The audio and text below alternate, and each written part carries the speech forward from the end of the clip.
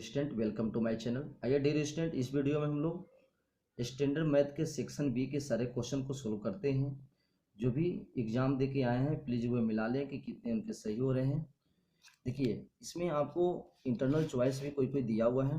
7th number question start होता है। 7th में आपको एक कंस्ट्रक्शन से दिया हुआ है, एक line segment A B of length 8 centimetre बनाना है और एक पॉइंट पी लोकेट करना है जो कि A P ratio P B मतलब 1:5 काटता है। ठीक है, दैट मीन्स आपको बताया गया है सिंपल कि इस तरह कंस्ट्रक्शन बताया गया है कि एक लाइन सेगमेंट सबसे पहले क्या करना है आपको 7 का एक लाइन सेगमेंट आपको बना देना है। इस तरह का एक लाइन सेगमेंट बना लीजिएगा। कितना का?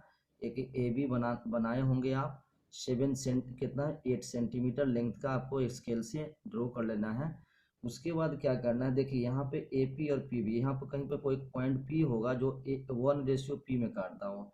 एक तरीका होता है यहाँ पर भी एक एक्यूट एंगल बनाना है और एक यहाँ पर भी एक्यूट एंगल बनाना है, ये बताया गया होगा। और आपको क्या है, आर्क के थ्रू है ना, कंपास के थ्रू आपको इक्वल काटना है। तो ऊपर में देखिए रेशियो का पार्ट 1 है तो एक ही काटिएगा और नीचे में उतना ही जितना लेंथ लिए उतना ही लेंथ से 1 2 3 4 और 5 इस तरह के काट लीजिएगा।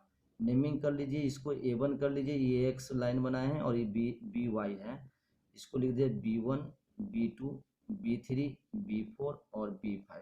करना क्या है, अब A1 से B5 को मिला देना है। ठीक है, यही आपका P पॉइंट हो गया। डेट इज यहाँ जो बना line segment AP ratio PB, ऐसे ही बनाना था आपको। कहना है ये हो जाएगा 1:5 का। ठीक है, बहुत ही आसान क्वेश्चन है। और इसी में एक और बनाया था, और करके बनाए होंगे। एक सर्कल लेना, रेडियस बनाना था। पहले क्या था 3 सेंटीमीटर का रेडियस लेके सर्कल बनाना था और में point P lying outside that circle 6 centimetre. देखिए यहाँ से 6 सेंटीमीटर पे ये 3 सेंटीमीटर 6 सेंटीमीटर यहाँ से लिया हुआ है। डेट इज यहाँ से टोटल लेंथ पी पॉइंट है 6 सेंटीमीटर हो गया। सेंटर से कंस्ट्रक्ट 2 टेंजेंट, बहुत ही आसान दिया हुआ था। इसको पहले परपेंडिकुलर बाइसेक्ट करना था और बाइसेक्ट करने के बाद यहाँ सेंटर पता करना है और सेंटर पता करने के बाद आपको एक रफली सर्कल यहाँ ड्रॉ करना था और सर्कल ड्रॉ करने के बाद 2 पॉइंट मिल जाता और यहाँ से आपको एक पी और एक पी और पी इस तरह के आपको टेंजेंट ड्रॉ करना था। ठीक है, इसी को स्टेप में लिख देना। बहुत ही नॉर्मल क्वेश्चन दिया होता है कंस्ट्रक्शन से, ये 3 मार्क्स का। ठीक है, दोनों में से कोई एक बनाना था। चलिए 7 नंबर क्वेश्चन इस तरह का है। 8 नंबर क्वेश्चन क्या था, देखिए 8 नंबर क्वेश्चन आपका दिया हुआ है। हाइट एंड डिस्टेंस से क्वेश्चन दिया हुआ है, कैसे बनाए होंगे आप। कह रहा है कि the tops of the 2 poles of a height 20 metre and 28 metre connected with a wire. देखिए यहाँ पे क्वेश्चन फिगर सबसे बनाना इंपॉर्टेंट है। 2 है, मान लेते हैं कि 2 का हाइट पोल है, एक है 20 मीटर का और दूसरा है 28 मीटर का। ठीक है, कनेक्टेड विथ है, दोनों किससे करा, इसका टॉप कनेक्टेड किससे है, वायर से। ये वायर से कनेक्टेड है। Okay, the top of 2 poles of height 20 meter and 28 are connected with a wire. The wire is inclined to the horizontal at angle of 30. इसको horizontal से कितना inclined है, देखिए inclined है आपका 30 डिग्री। यदि और 30 डिग्री दिया हुआ है। ठीक है, find the length of the wire and the distance between the pole। ये दोनों के बीच में आपको ये distance भी निकालना है और साथ में इसका length भी निकालना है। ठीक है, इसका नाम ABCD और इस तरह का नेमिंग कर दिए। तो देखिए आपको यहाँ पे एंगल दिया हुआ है, तो यहाँ देखिए आपको पता है टोटल यहाँ से यहाँ कितना है, टोटल यहाँ से यहाँ 28 है। तो आप बताइए हेयर क्या लिखिए, सोल्यूशन जब करिएगा तो क्या लिखिएगा, A B equal to E C equal to 20 metre. ठीक है, तो डी इजकल टू कितना हो जाएगा, डी इजकल टू 28 में से 20 घटा दीजिए तो 8 मीटर। 8 मीटर आपको पता ही, एंगल पता है। देखिए तो P पता है तो B निकालना है।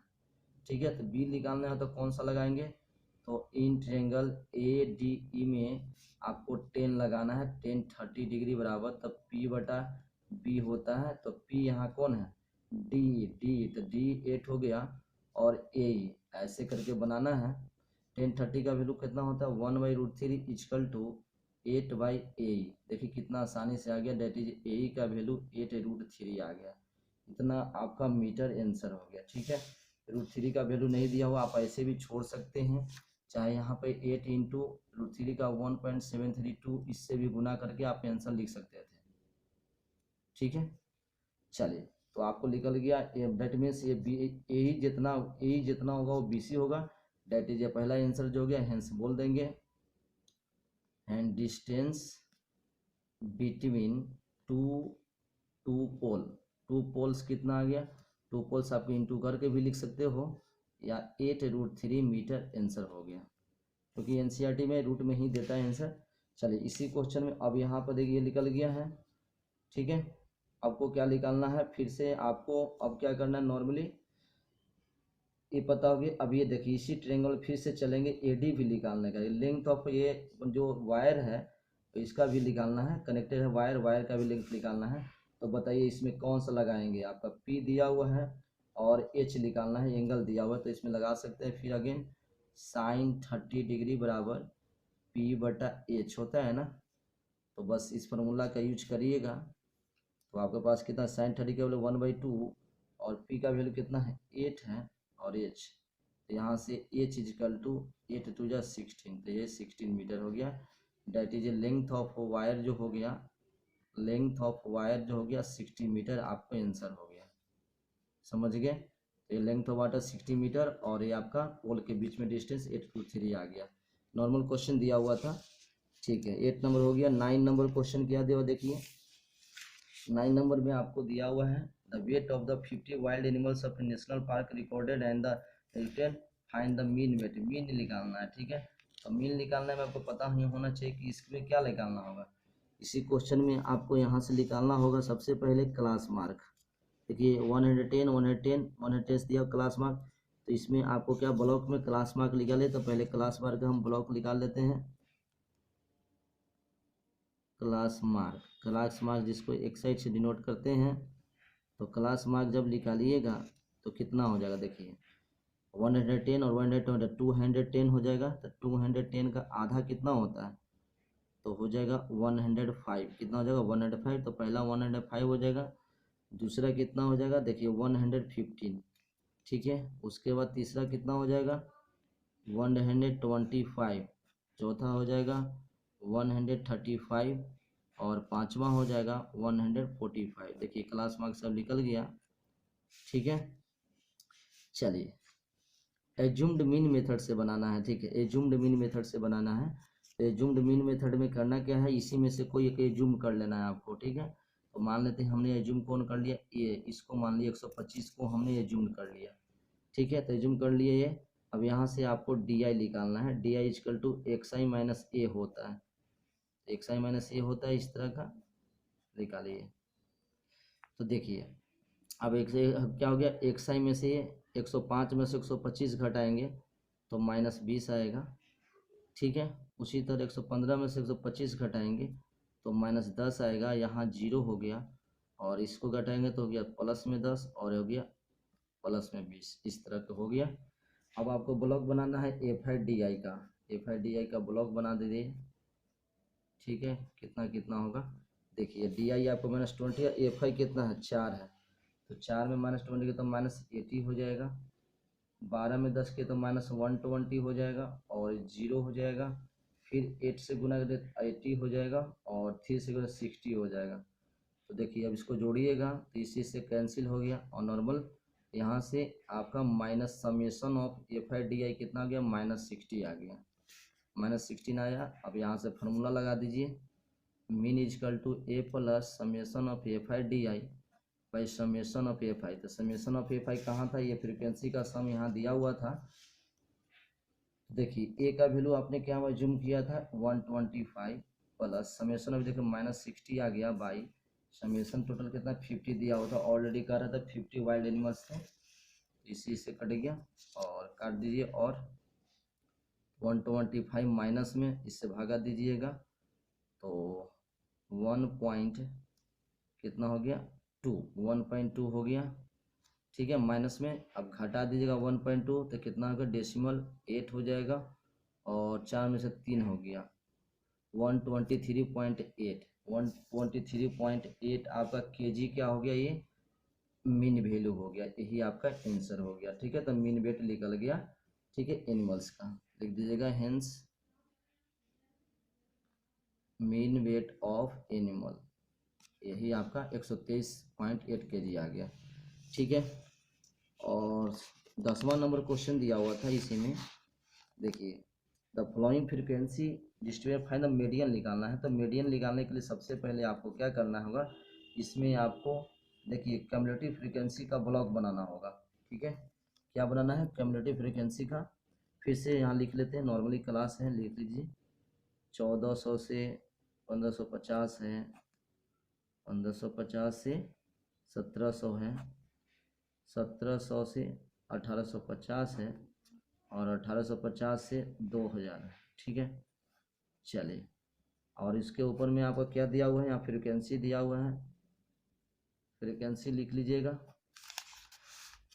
चलिए, कितना कितना दिया हुआ है, 6 दिया हुआ है, 13 है, 25 है, और 10 है। इस तरह का फ्रीक्वेंसी आपको दिया हुआ है। ठीक है, चलिए, तो यहाँ सबसे पहले मीडियन निकालने के लिए क्यूमुलेटिव फ्रीक्वेंसी निकालना होगा। क्यूमुलेटिव फ्रीक्वेंसी लिखा तो पहले का 6 होता है, और 6 या 13 जोड़ेंगे तो 19, और 19 25 जोड़ेंगे तो कितना हो जाए, 9 5 14, 2 3 44, और 10 54, 54 हो गया, 54 हो जाएगा। ठीक है, देखिए फिर से 6 हो गया, 6 और 13 जोड़िएगा तो 19, और 19 फोर 9 5 14, 2 1 3 1 4 44, 44 10 54 हो गया। तो यही आपका n इक्वल टू 54 आ गया। तो सबसे पहले n/2 निकालते हैं। n/2 आ गया, 54/2 कट के कितना हो गया, 27 27। अब 27 देखिए क्यूमुलेटिव फ्रीक्वेंसी में कहाँ लाइज करेगा, यहाँ तक 19 है, तो ये 27 इसमें लाइज करेगा। ठीक है, तो यही आपका क्या हो गया, मीडियन क्लास।